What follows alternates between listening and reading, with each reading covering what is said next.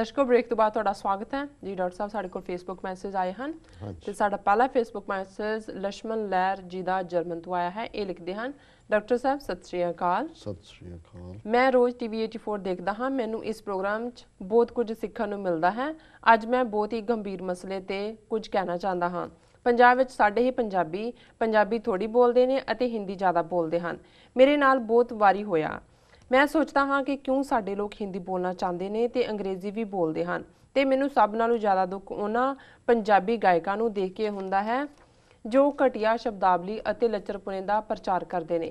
कुछ दी शक्ल सूरत अते वालों का स्टाइल देख के ही अफसोस हुंदा है, ये की हो रहा है। मैं जर्मन विच रहिंदा हाँ, मेरे बच्चे पूछते हैं कि ये पंजाबी हैं। मैं कुछ कह नहीं सकता, फिर सिर्फ अफसोस हुंदा है। डॉक्टर साहब इस बारे भी दस्यो कि ये क्यों पंजाबियों नूं बदनाम कर रहे हैं। मेरी बेनती है कि इस ते गलबात होनी चाहिए है। मैं होर भी गल्लां करनियां चाहता हाँ, जे हो सके मैनू अपना नंबर देना। तुहाडा बहुत बहुत शुक्रिया जी। डॉक्टर साहब वीर लक्ष्मण लहर जी का बहुत बहुत धन्यवाद। उन्होंने सानू जर्मन तो लिखा है, काफ़ी कई हफ्ते हो गए इन्हों का मैसेज से असीं इन्हां तो माफ़ी चाहते हैं कि बहुत बार इन्ना क जिहड़ा हुण हैवी रश हुंदा है ईमेल्स का और मैसेजेस का, सानू जिहड़ा वो इंतज़ार करवाना पैंदा। असीं चाहुंदे तो नहीं, मेरा हुंदा भी करंट इशू वाली एकदम पिक की जाए। सो कई बारी ये भी रीज़न हुंदा है भी दूसरियां जिहड़ियां जनरल सबजैक्ट्स के उत्ते हुंदियां वो पिछे चलियां जांदियां।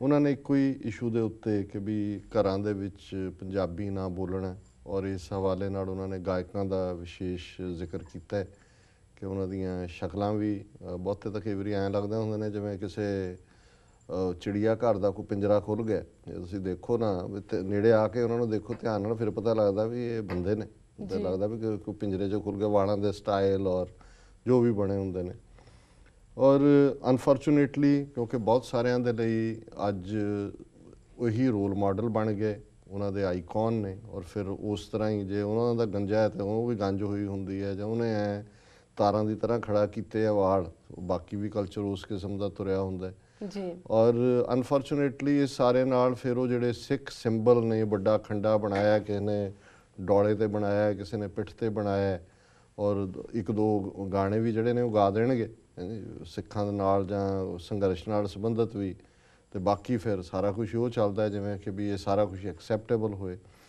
और साडी माखियों मिठी जबान पंजाबी, पंज दरियावां दी उस धरती दी जबान, और जबान कदे मजहब नाल नहीं जुड़ी हुंदी। ये मंदभागी गल है भी पंजाबी मां नूं साडे उधरले पाकिस्तान विचले मुसलमान साडे भरा भैणां ने भी उस मां नूं मतरेई बना दिता है ਜਦੋਂ ਉਹਨਾਂ ਨੇ ਪੰਜਾਬੀ ਦੀ ਥਾਂ 'ਤੇ ਉਰਦੂ ਨੂੰ ਐਕਸੈਪਟ ਕੀਤਾ। ਔਰ ਕੋਈ ਵੀ ਠੀਕ ਹੈ ਉੱਥੇ ਪੰਜਾਬੀ ਦਾ ਮਾੜਾ ਮੋਟਾ ਚੱਲਦਾ ਹੈ ਕਿ ਜੀ ਹੋਏ, ਇੱਕ ਦੋ ਮੈਗਜ਼ੀਨਸ ਵੀ ਆਏ ਸਾਹਮਣੇ, ਜਾਂ ਪੰਜਾਬ ਯੂਨੀਵਰਸਿਟੀ ਲਾਹੌਰ ਦੇ ਵਿੱਚ ਪੰਜਾਬੀ ਐਜ਼ ਏ ਸਬਜੈਕਟ ਵੀ ਹੈ, ਪਰ ਮੇਰੇ ਖਿਆਲ ਜਿਨ੍ਹਾਂ ਨੇ ਮਾਸਟਰਸ ਵਗੈਰਾ ਕੀਤੀ ਆ ਉਹ ਬਹੁਤੇ ਬੇਕਾਰ ਹੀ ਨੇ, ਕਿਉਂਕਿ ਸਟੇਟ ਲੈਂਗੁਏਜ ਦੂਜੀ ਬਣਨ ਕਰਕੇ ਉਹ ਜਿਹੜਾ ਪਾਰਟ ਹੈ ਕਦੇ ਵੀ।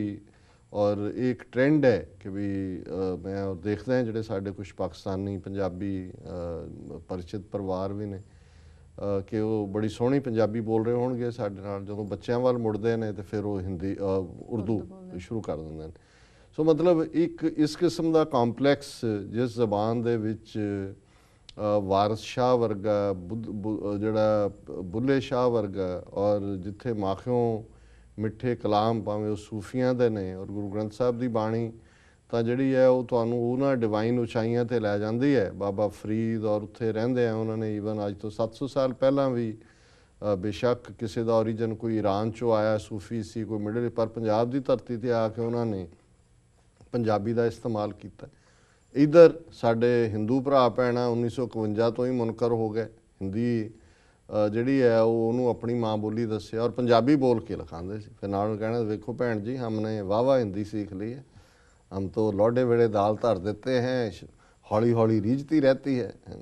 हुण ये ट्रेंड जिहड़ा है इसने पंजाबी नूं सिर्फ सिखां दे हवाले कर सिखां लई तां गुरु ग्रंथ साहब पंजाबी च है, गुरमुखी च है, असी तो इनू डिसोन कर ही नहीं सी सकते। असी लड़े भी, सूबा भी क्रिएट किया, पर उस सूबे दे विच अज फिर ਬਾਦਲ ਵਰਗੇ ਅਗੇਨ ਆਰਐਸਐਸ ਦੇ ਜਿਹੜੇ ਦੁਬੈਲ ਔਰ ਉਹਨਾਂ ਦੇ ਗੁਲਾਮ ਜੀ ਜਿਨ੍ਹਾਂ ਨੇ ਫਿਰ ਲਿਆ ਕਿ ਉਹੀ ਹਿੰਦੀ ਦੇ ਸਾਈਨ ਬੋਰਡ ਜਾਂ ਅੰਗਰੇਜ਼ੀ ਹੈ ਜਾਂ ਹਿੰਦੀ ਹੈ। ਪਰ ਘਰਾਂ ਦੇ ਵਿੱਚ ਇਹ ਟ੍ਰੈਂਡ ਇੱਕ ਪਾਸੇ ਤਾਂ ਗੁਲਾਮੀ ਜਿਹੜੀ ਕਿ ਆਰਐਸਐਸ ਔਰ ਹਿੰਦੂਤਵਾਦ ਦੀ ਡੋਮੀਨੈਂਸ, ਦੂਸਰਾ ਭਈਆ ਹਰ ਘਰ 'ਚ ਬੈਠਾ।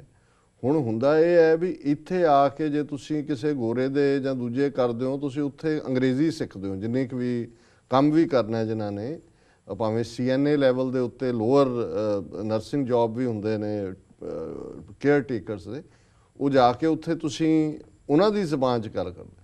ਪਰ ਸਾਡਾ ਇਹ ਸੀ ਵੀ ਅਸੀਂ ਉਹਨਾਂ ਭਈਆਂ ਨੂੰ ਜਿਹੜੇ ਘਰਾਂ 'ਚ ਰੱਖੇ ਜਾਂ ਜਿਹੜੇ ਖੇਤਾਂ ਉਹਨਾਂ ਨੂੰ ਪੰਜਾਬੀ ਕੀ ਸਿਖਾਉਣੀ ਸੀ, ਅਸੀਂ ਜਿਹੜਾ ਉਹਨਾਂ ਦੀ ਬੋਲੀ ਬੋਲਣ ਲੱਗ ਗਏ ਤੇ ਨਾ ਚੱਜ ਨਾਲ ਹਿੰਦੀ ਆਉਂਦੀ ਹੈ ਨਾ ਪੰਜਾਬੀ ਆਉਂਦੀ ਹੈ, ਦੋਨੋਂ ਹੀ ਜ਼ਬਾਨਾਂ ਦਾ ਬੇੜਾ ਗਰਕ ਅਸੀਂ ਕੀਤਾ ਹੁੰਦਾ। ਪਰ ਇਹ ਵੀ ਇੱਕ ਇਹਨੂੰ ਕਈ ਜਿਹੜੇ ਨੇ ਉਹ ਬੜੇ ਅਡਾਪਟੇਬਿਲਿਟੀ ਦੇ ਨਾਂ ਥੱਲੇ ਕਹਿਣਗੇ। ਮੈਂ ਸਮਝਦਾ ਵੀ ਇਹ ਵੀ ਗੁਲਾਮੀ 'ਚੋਂ ਹੀ ਨਿਕਲਦਾ ਕਿ ਵੀ ਤੁਸੀਂ ਆਪਣੇ ਵਿਰਸੇ ਔਰ ਆਪਣੇ ਤੋਂ ਜਿਹੜੇ ਹੈ ਉਹ ਟੁੱਟੇ ਹੋ। ਔਰ ਉਹਨਾਂ ਨੇ ਠੀਕ ਕਿਹਾ ਲਛਮਣ ਲਹਿਰ ਜੀ ਨੇ ਕਿ ਵੀ ਬੱਚੇ ਪੁੱਛਦੇ ਨੇ ਕਿ ਵੀ ਇਹ ਕੀ ਹੋ ਰਿਹਾ, ਵੀ ਸਾਨੂੰ ਕਿਉਂ ਪੰਜਾਬੀ ਆਪਣੀ ਜ਼ਬਾਨ ਦੇ ਉੱਤੇ ਹੀ ਫਖਰ ਨਹੀਂ ਹੈ ਕਿ ਅਸੀਂ ਜਿਹੜਾ ਆਪਣੇ ਘਰਾਂ ਦੇ ਵਿੱਚ ਵੀ ਪੰਜਾਬੀ ਜਿਹੜੀ ਹੈ ਉਹ ਬੋਲਣ ਤੋਂ ਕੰਨੀ ਕਤਰਾਉਂਦੇ ਹੈ। ਗੁਲਾਮੀ, ਇਹ ਗੁਲਾਮ ਜ਼ਹਿਨੀਅਤ ਹੈ। ਔਰ ਮੈਂ ਸਮਝਦਾ ਵੀ ਇਸ ਦੀ ਸ਼ੁਰੂਆਤ ਤਾਂ ਉੱਥੋਂ ਹੀ ਹੁੰਦੀ ਹੈ ਜਿੱਥੋਂ ਤੁਸੀਂ ਆਪਣੇ ਘਰ ਤੋਂ ਹੀ ਸ਼ੁਰੂ ਕਰਦੇ ਹੋ। Charity begins at home. So ਜ਼ਬਾਨ ਵੀ, ਔਰ ਇਹਨੂੰ ਕਹਿੰਦੇ ਹੀ ਮਾਂ ਬੋਲੀ ਇਸ ਲਈ ਨੇ ਕਿਉਂਕਿ ਜਦੋਂ ਤੁਸੀਂ ਪਹਿਲਾ ਸ਼ਬਦ ਬੱਚਾ ਬੋਲਦਾ ਹੈ, ਉਹ ਬੱਚਾ ਜਾਂ ਬੱਚੀ ਉਹ ਉਹੀ ਹੁੰਦਾ ਜੋ ਮਾਂ ਤੋਂ ਸੁਣਿਆ, ਮਾਂ ਦੀ ਜੋ, ਔਰ